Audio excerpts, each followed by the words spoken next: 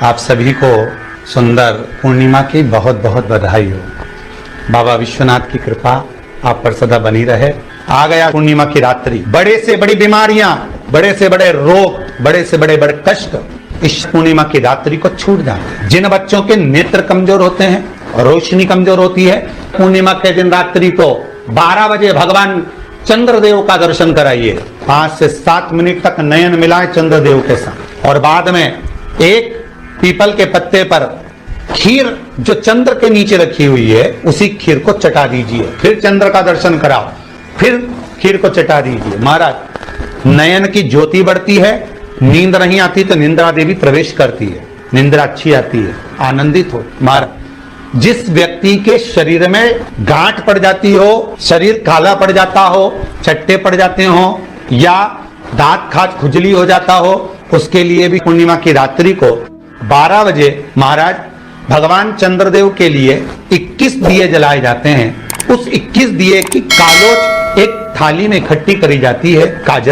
कालोच को इकट्ठी कर शरीर में गाय के घी के साथ में जहां जहां जगह पर चट्टे हैं, गांठ है, वहां लगाया जाता है। उसको 5 या 7 दिन लगाइए। उसके बाद में रोज प्रतिदिन लगाने के आधे घंटे बाद स्नान कर लीजिए, आराम लगना प्रारंभ हो जाए। बन सके अगर लक्ष्मी की कमी है, लक्ष्मी नहीं आ रही है, व्यापार नहीं चल रहा है, तकलीफ बहुत ज्यादा है, घर में कष्ट है, कर्जा ज्यादा है, तो एक तांबे के कलश के ऊपर, तांबे के कलश में पानी भरना, कटोरी रखना, उस पर लक्ष्मी जी की मूर्ति रखना। लक्ष्मी जी की मूर्ति नहीं हो तो चांदी का सिक्का रखना। उसके सम्मुख में आप 31 दीपक घी के लंबी बाती के जला देना। महाराज, एक एक कमल गट्टा उस 31 दिए के अंदर डाल देना, और लक्ष्मी जी का पूजन करना, लक्ष्मी जी का स्मरण करना, खीर का भोग लगाना। पान के पत्ते पर खीर रखना, 5 पत्ते पर खीर का भोग लगाना, और माता लक्ष्मी से विनती करना। सुबह 4 बजे तक वो रखे रहने देना। सुबह 4 बजे वो उठाना, लक्ष्मी को वापिस तिजोरी में, या सिक्का हो तो उसको अलमारी में रख देना। जो खीर बनी है वो प्रसाद के रूप में सुबह 8 बजे, 10 बजे, 9 बजे जब खाना हो प्रेम से खाना। माता, जो दिए लगाए हैं वो ठंडे हो गए होंगे, उनको रखे रहने देना, बाद में काम आते रहेंगे, या दिए विसर्जन करना हो तो आपकी मर्जी। पर वो मट्टी के दिए लगेंगे, आटे के दिए नहीं लगेंगे, मट्टी के दीप लगाना है आपको। 31 घी के दिए लगाना है। लक्ष्मी जी का पूजन करो, कंकु, चावल, हल्दी, मोली से, सब तरह से। पूर्णिमा की रात्रि को सुख मिलेगा, आनंद मिलेगा, लक्ष्मी की वृद्धि होगी, कार्य सिद्धि होगी। दूसरा क्रम, अगर पूर्णिमा के दिन आप शाम को प्रदोष काल के समय 4:30 बजे से 6 बजे के बीच में 1 लोटा पानी, उसमें 5 बेलपत्र रखकर, एक कमल गट्टा डालकर भगवान चंद्रेश्वर महादेव के नाम से भगवान शंकर को चढ़ा दीजिए। आपकी जो कामना हो वो कामना कर चढ़ा। विनती करें चंद्रेश्वर महादेव को और निवेदन करें कि हमारा ये कार्य सफल हो। केवल पूर्णिमा के दिन चढ़ाइए। जो बच्चे का दिमाग एकाग्र चित्त नहीं हो पाता है, पढ़ाई में मन नहीं लग पाता, या बच्चा स्थिर नहीं रह पाता, डोलता रहता है, मन भटकता रहता है, तो उसको भी पूर्णिमा का चंद्र रुद्राक्ष के छिद्र में से रात्रि के समय पर उस छिद्र में से रुद्राक्ष के पूर्णिमा का चंद्र दिखाया जाता है, मात्र एकाग्र की चित्तता के लिए, उस बिंदु की चित्त वृत्ति को। शास्त्र कहता है, शिव महापुराण की कथा कहती है, जो बच्चा माइंड से विकलांग हो, जो बच्चा अपनी बुद्धि या विवेक से काम नहीं कर पा रहा, जो बच्चा एक परीक्षा में बार-बार बैठ रहा है, फेल हो रहा है, पास ही नहीं हो रहा, अगर 3 महीने गाय अपने बछड़े को दूध पिलाए और वो दूध पिलाते समय जो फेन निकलता है, उस फेन को चम्मच में लेकर उस बच्चे को पिला दिया जाए तो बच्चे की बुद्धि का विकास प्रबल हो जाता है। बुद्धि का विकास अगर कोई एग्जाम में बच्चा बैठ रहा है और पास नहीं हो रहा, बहुत प्रयास कर रहे हैं, बहुत प्रयास नहीं हो रहा, उसको वो फेन पिलाकर एग्जाम के लिए भेज दीजिए। उसका बड़ा महत्व है। गौ माता अपने बछड़े को दूध पिलाए और उस बछड़ा दूध पीते समय जो फेन निकले, उस फेन का बड़ा, उसकी बड़ी महत्वता का वर्णन किया। ये वही फेन है, अगर घर में कहीं ना कहीं किसी ना किसी रूप में अगर कोई व्यक्ति बहुत ज्यादा मात्रा में बीमार रहता है तो उस बीमार व्यक्ति के स्नान की बाल्टी में भी वो फेन डाला जाता है और उससे स्नान कराया जाता है तो रोग मुक्त हो जाता है। पूर्णिमा के दिन आप शाम को प्रदोष काल के समय 4:30 बजे से 6 बजे के बीच में 1 लोटा पानी, उसमें 5 बेलपत्र रखकर 1 कमलगट्टा डालकर भगवान चंद्रेश्वर महादेव के नाम से भगवान शंकर को चढ़ा दीजिए। आपकी जो कामना हो वो कामना कर चढ़ा, विनती करें चंद्रेश्वर महादेव को और निवेदन करें कि हमारा ये कार्य सफल हो। केवल पूर्णिमा के दिन चढ़ाई है, कार्तिक पूर्णिमा तक क्या फल मिलता है हमको जरूर। जैसे शिव मंदिर में जाकर नंदी के कानों में कहकर नंदी के सींग के बीच में से शिव जी का दर्शन करते हैं, उसी तरह जो बच्चे का दिमाग एकाग्र चित्त नहीं हो पाता है, पढ़ाई में मन नहीं लग पाता या बच्चा स्थिर नहीं रह पाता, डोलता रहता है, मन भटकता रहता है, तो उसको भी पूर्णिमा का चंद्र रुद्राक्ष के क्षेत्र में से रात्रि के समय पर उस क्षेत्र में से रुद्राक्ष के पूर्णिमा का चंद्र दिखाया जाता है, मात्र एकाग्र की चित्तता के उस बिंदु चित्त वृत्ति को स्थिर करना। पूर्णिमा की रात्रि को गर्भवती नारी अपनी नाभि पर यदि चंद्र की दृष्टि पड़वा लेती है तो बच्चा विकलांग पैदा नहीं होता है। गर्भ से जो बालक होगा श्रेष्ठ होगा, विद्वान होगा, चतुर होगा, पढ़ने में होशियार होगा, क्योंकि ये चंद्र की किरणें जब समुद्र में उछाल ला सकती है तो आपके जीवन में भी तरक्की ला सकती है, उछाल ला सकती है। क्यों करा जाता है पूर्णिमा का व्रत? पूर्णिमा का व्रत करने का कारण क्या है बताइए? आप इतने सालों से कर रही हो, कई माताएं कर रही होंगी पूर्णिमा का व्रत।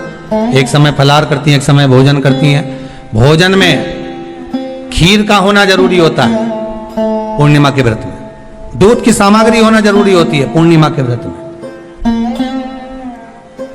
12 महीने की पूर्णिमा करो मना नहीं है, और पूर्णिमा उठाने का भी समय होता है।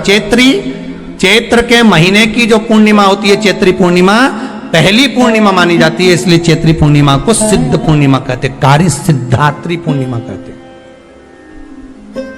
सिद्ध करने में। मनोरथी पूर्णिमा कहते हैं, मनोरथी पूर्णिमा। इसलिए पूर्णिमा का व्रत कहां से उठाया जाता है? चैत्र के महीने की पूर्णिमा से पूर्णिमा का व्रत उठाया जाता है कि मैं महीने की पूर्णिमा करूंगी तो चैत्र पूर्णिमा से उसको उठा लिया जाता है। पर उसका एक नियम रहता है, आप फलाहार करें अपनी जगह पर है, पर एक समय भोजन कर रहे हैं वो अपनी जगह पर, भोजन के साथ में मीठे के साथ थोड़ा दूध की सामग्री होना जरूरी होती है। और क्यों करते हैं पूर्णिमा का व्रत, किस लिए किया जाता है, क्यों करा जाता है, उसका व्याख्यान वर्णन शिव महापुराण के अंतर्गत स्कंद पुराण में लिखा गया। स्कंद पुराण में वर्णन किया है श्री वेदव्यास जी महाराज ने, कहा ये पूर्णिमा का व्रत इसलिए किया जाता है कि व्यक्ति का जब मन गलत भ्रम में जाने लगता है, मन जब गलत जगह पर जाने लगता है, तो ये मन को गलत जगह पर ले जाने वाला कौन होता है? तो कहा ये चंद्र होता है। व्यक्ति की राशि के अंतर्गत, व्यक्ति की पत्रिका के अंतर्गत, व्यक्ति की ग्रह दशा के अंतर्गत जब चंद्र बेकार चलता है तो व्यक्ति अच्छा करते करते भी बेकार करने लग जाता है। चंद्र डोल रहा है।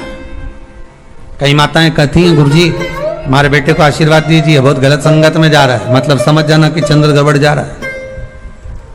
बेटी अगर गलत मार्ग पर जा रही है, बेटी अगर गलत संगत में जा रही है, किसी अन्य व्यक्ति को आकर्षित हो, चंद्र गड़बड़ हो रहा है, उसका चंद्र कहीं जा रहा है। कोई पुरुष, कोई लड़का, कोई गलत मार्ग पर जा रहा है, चंद्र गड़बड़ हो रहा है। घर में जो क्लेश उत्पन्न होता है, घर में जो विवाद उत्पन्न होता है, उस विवाद को रोकने के लिए केवल चंद्र की ही, इसलिए तो पूर्णिमा घर की नारियां हमारे हिंदू धर्म में यहां तक स्कंद पुराण में कह दिया कि प्रत्येक पूर्ण, आप लोग कभी आप लोगों ने सत्यनारायण जी की कथा करवाई है? जितने लोग आस्था चैनल पर कथा सुन रहे हैं, जितने लोग फेसबुक यूट्यूब पर कथा सुन रहे हैं, यूट्यूब पर कथा का श्रवण कर रहे हैं, उनने कभी सत्यनारायण की कथा करवाई होगी। तो उसमें लिखा है हर कार्तिक, हर पूर्णिमा को, हर संक्रांति को ब्राह्मण सत्यनारायण भगवान की कथा या राजा या वैश्य कथा को कराता था या बढ़िया कथा कराता। सुनी कि नहीं सुनी ये बात? सत्यनारायण भगवान की कथा में लिखा है, स्कंद पुराण के अंतर्गत जो सत्यनारायण भगवान की कथा का स्मरण किया उसमें लिखा है प्रत्येक संक्रांति पूर्णिमा को सत्यनारायण की कथा करवाने लगा और ये योनि को प्राप्त हुआ, इस योनि से छूटा इस योनि में गया। लिखा है, सब कुछ लिखा है।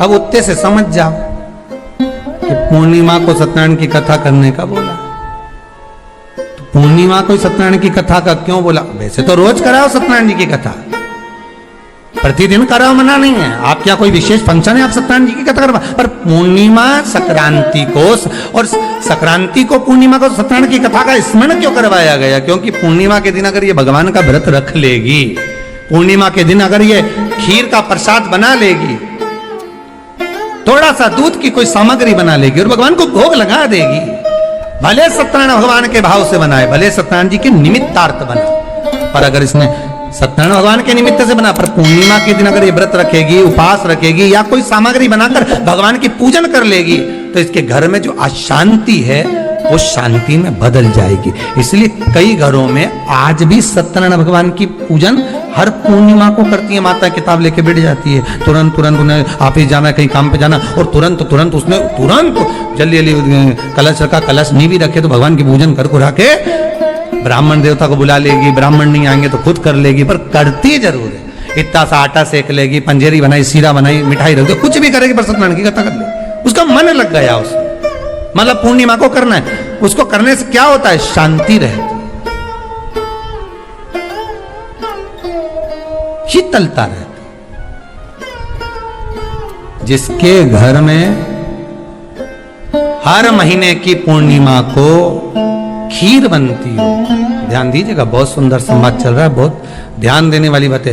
प्रत्येक महीने की पूर्णिमा को जिसके घर में दूध की सामग्री बनती हो, दूध की सामग्री तैयार होती हो, खीर प्रसाद तैयार होता हो, उसके घर में कभी क्लेश नहीं हो सकता। चाहे सास बहू एक दूसरे के सामने वो कहे ना, वो सांप और नेवले की लड़ाई क्यों ना, फिर भी शांति हो जाती है। पर प्रत्येक महीने की पूर्णिमा होना चाहिए। ये नहीं कि तुमने एक महीने की पूर्णिमा पे बना लिया और दूसरे महीने की पूर्णिमा को गायब कर दिया। फिर किसी ने कह दिया आज चूरमा तो बन रहा है, दाल बाटी तो बन रही है चूरमे के साथ में, लड्डू बन रहे हैं, तो काय को खीर बना रही हो? तो तुमने अब वो खीर प्रसाद। महापुराण की कथा कहती है, महाराज पूर्णिमा का जो चंद्र है वो विशाल का है, और उस चंद्र की पूर्णता में हमारी अभिलाषाएं भी पूर्ण हो। आप आस्था चैनल के माध्यम से जितने लोग कथा सुन रहे हैं, फेसबुक यूट्यूब पर जितने कथा सुन रहे हैं, और कुबेरेश्वर धाम में जितने कथा सुन रहे हैं, आप में से कितने लोग हैं जो पूर्णिमा का व्रत करते हैं? जो माताएं करती हो जरा हाथ उठाइए। पूर्णिमा का व्रत जो करते हो ना आप लोग, रखिए। अब पूर्णिमा के व्रत में आपने कई बार किताब पढ़ी होगी पूर्णिमा की, या आपने व्रत किया होगा, या पूर्णिमा का व्रत आप धारण करे होगे, तो उसमें पूजन कौन से भगवान की होती है? पूर्णिमा के व्रत में किस भगवान की पूजन होती है? तो कहा पूर्णिमा के व्रत में केले के खंभ लगाकर पूर्णिमा का जो अध्यापन होता है, पूर्णिमा की जो पूजन होती है, उस पूजन में शंकर और पार्वती की पूजन की जाती है, शिव और नारायण की पूजन करी जाती है, शंकर और पार्वती का स्मरण किया जाता है। किसकी पूजन होती है? शिव पार्वती।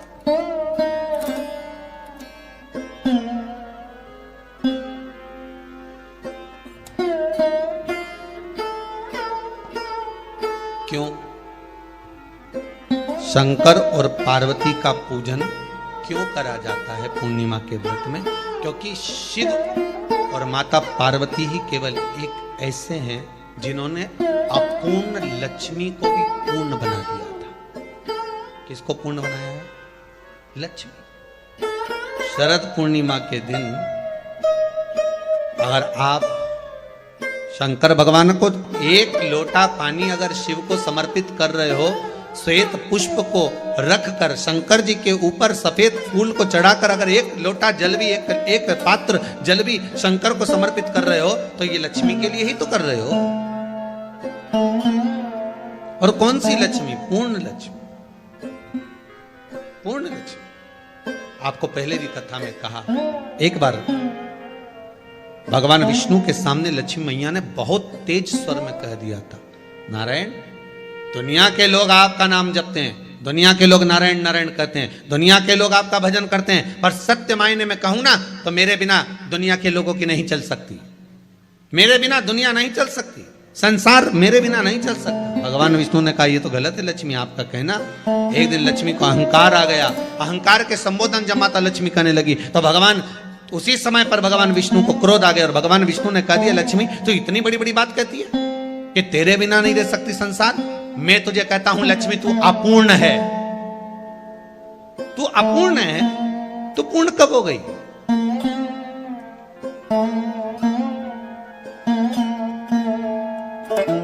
तेरी पूर्णता कहां हो गई? लक्ष्मी की आंख से आंसू बहने लगे। आज आपने मुझे अपूर्ण कहा, आपको मालूम है आप मुझे अपूर्ण कह रहे हो? आपको ये ज्ञात हो रहा है आप मुझे अपूर्ण कह रहे हो? भगवान कहते हैं, हाँ लक्ष्मी, मैंने तुझे अपूर्ण कहा। अपूर्णता का मतलब आप जानते हो ना? भगवान कहते हैं, लक्ष्मी मैं सब जानता हूं। लक्ष्मी रोती हुई माता सरस्वती के पास पहुंच गई। सरस्वती ने पूछा, क्या बात है लक्ष्मी, क्यों रो रही हो? लक्ष्मी जी ने कहा, क्या बताऊं सखी, मेरे पति ने आज मुझे अपूर्ण कह दिया। तो क्यों रो रही है तू? अपूर्ण अगर कह दिया, पति ने ही तो कहा है ना, तो क्यों रोना? चल मेरे साथ में। और सरस्वती मैया माता लक्ष्मी को लेकर सीधे पहुंच गई माता पार्वती के यहाँ। माता पार्वती के यहाँ जब पहुंची, माता पार्वती ने लक्ष्मी जी को देखा और सरस्वती को देखा तो पूछा कि बात क्या है, क्या हो गया ऐसा, क्या हुआ, क्या है ऐसा जो तुम दोनों आज मेरे पास में आई? क्या हुआ? पार्वती जी कुछ बोलती, शिव जी का ध्यान माता सरस्वती की ओर और लक्ष्मी की ओर गया और भगवान शंकर जान गए कि आज भगवान नारायण ने लक्ष्मी जी को अपूर्ण कहा है। अब देखें माता पार्वती क्या कर सकती है, इसको पूर्ण बनाने के लिए करेगी क्या? क्या हुआ? माता सरस्वती जी बोली, लक्ष्मी को अपूर्ण कर दिया। अपूर्ण कर दिया? हाँ, तो क्या सोचना उसके लिए, इसको मैं अभी पूर्ण बना देती हूं। माता जगतजननी पार्वती ने गोदी में विराजमान गणेश जी को उठाया और उठाकर लक्ष्मी जी की गोद में दे दिया। ले लक्ष्मी, आज से तो पूर्ण हो गई। लक्ष्मी आज से तो पूर्ण।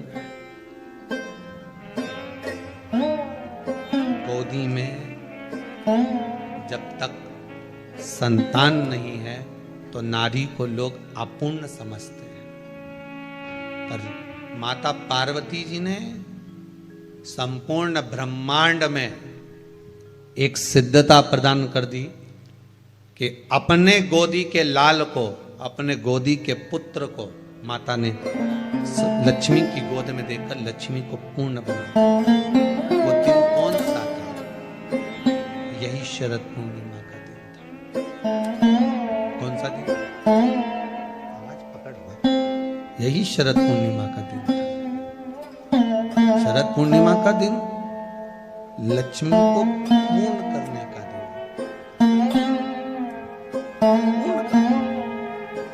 केवल अमृत ही नहीं बरसता, शरद पूर्णिमा के दिन लक्ष्मी भी बरसती। लक्ष्मी पूर्णिमा के कितने व्रत होते हैं? बोलते जाओ, जरा जल्दी जल्दी बोलो। पूर्णिमा के नारियों को, स्त्रियों को अखंड सौभाग्य के लिए, जो नारी वैधव्य नहीं होना चाहती है उस नारी को पूर्णिमा के कितने व्रत करना चाहिए? जिस नारी के यहाँ संतान नहीं हो, भगवान कृष्ण ने माता यशोदा को द्वापर में भी बताया है कि पूर्णिमा के 32 व्रत होते हैं। कितने व्रत होते हैं? 32।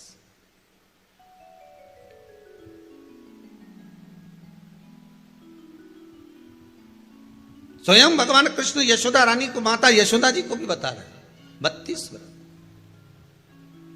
अब आपको किसी ने बता दिया होगा कि 8 कर लो, 7 कर लो, 6 कर लो, 12 कर लो, इसलिए आपने बोला कि 12 कर लीजिए, 32 कर लीजिए। अरे यहां तो द्वापर की कथा भी कहती है। यशोदा जी ने एक बार भगवान कृष्ण को रोक कर कह दिया, ए कन्हैया रुको। कन्हैया बोले, बोलो मां क्या बात है? कन्हैया जरा रुकिए, इधर आओ जरा। भगवान कृष्ण आए। हाँ मां बोलिए। किस जगह का प्रसंग है ये? जिस समय पर राधा रानी कुरुक्षेत्र में नंद बाबा और यशोदा जी को लेकर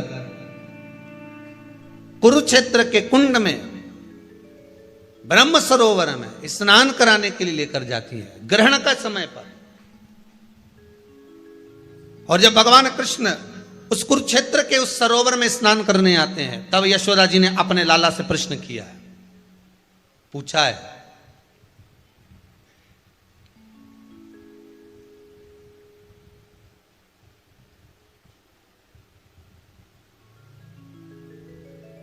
कि नारी वेधव्य होकर ना मरे।